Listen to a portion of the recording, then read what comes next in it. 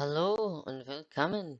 This is my German project, spring of 2024, and as you can see, we are currently sitting in a train. We are currently in an Austrian train. It is a passenger train which usually runs on the S-Bahn. This is actually my favorite train to ride on and drive in this game. I figure we will do this little service here and I will tell you guys a bunch of facts about the German train system and how it started and up until modern day. And we're off here on our first trip. One thing that I would like to point out is all of the names on the cluster board. As you can see, they try to be as detailed as possible when putting these trains in the game. Even on the screen, you can see it's the what module it is. That's the name of the train. Um, Obviously, you can see all the little ones that you would normally see when operating. Um, I just think that that's really cool. But anyways, let's talk a little bit about the Deutsche Bahn. There's the Seebahn or the U-Bahn, which is the S-Bahn or the U-Bahn or the U-Bahn. I do that all the time.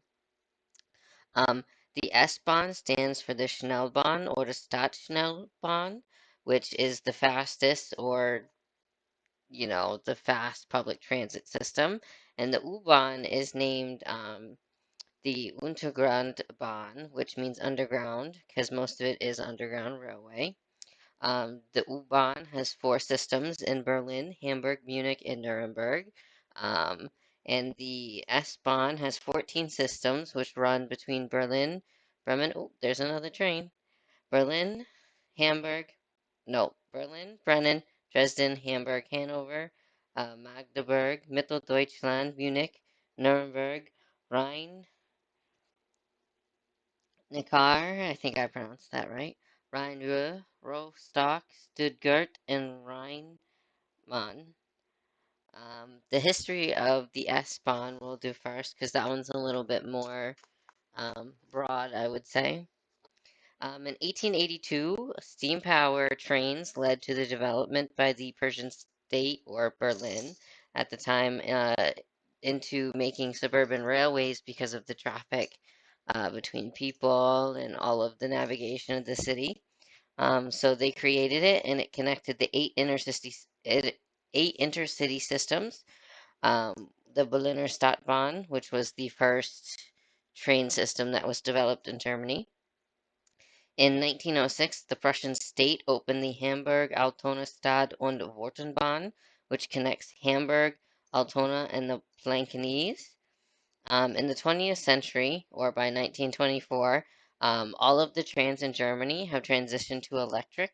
A lot of them in the beginning ran on 15,000 VAC overhead lines, um, where the S-Bahn, as of 1924, ran on a direct current of 750 volts via a third rail.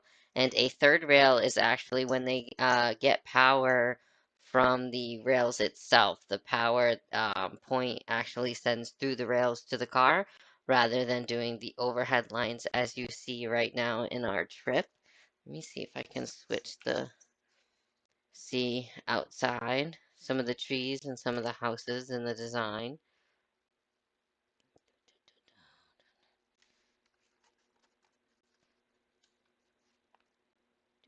Do see some of the cars over there too. I can open the window.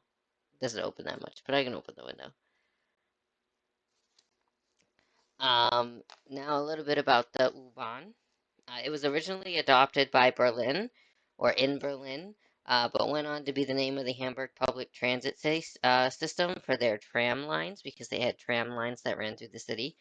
And after World War II, it led to a lot of expansion of both lines. However, they did redevelop the S-Bahn in order to interconnect and better accommodate public transit.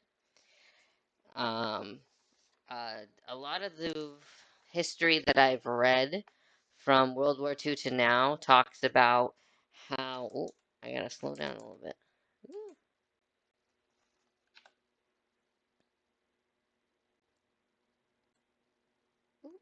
We'll just hop on that emergency brake and see if we stop. Um,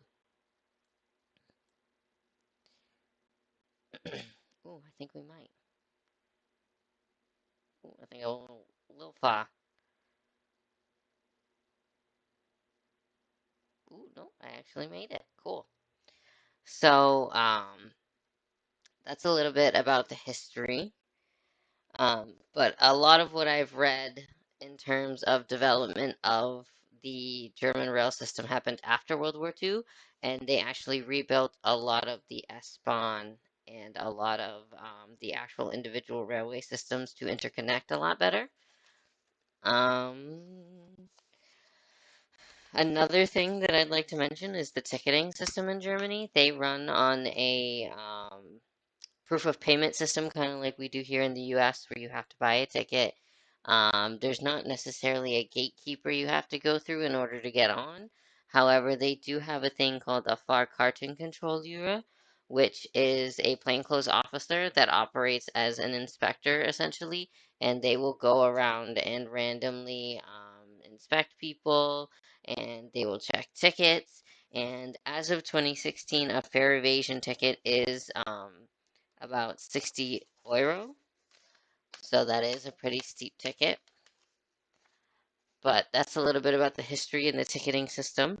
Let's see if we can head on over and do a little bit of a tour of the train so I can show you guys what it looks like and what the passengers see when they take a ride. Alright, guys. We're back here. This I wanted to show you. This is actually another German train. This is more of a logistics train which carries materials and hauls other rails. Usually it has quite a bit trailing behind here, but this is just the front cab. And this over here is the train that we were just in.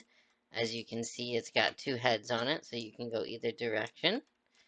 Um, Obviously the air logo. Let's hop on the train and walk to the front. So you can see there's some seating over there. I don't think we can go in the bathroom, but I think that's the bathroom. Oh, yep, WC, wash closet. And as you can see, there's fold-up seats and other seats in here. This train isn't that long, but you can add other cabs to it to make it longer. Really just depends on the type of train route that you're running. And as you can see, they're pretty standard.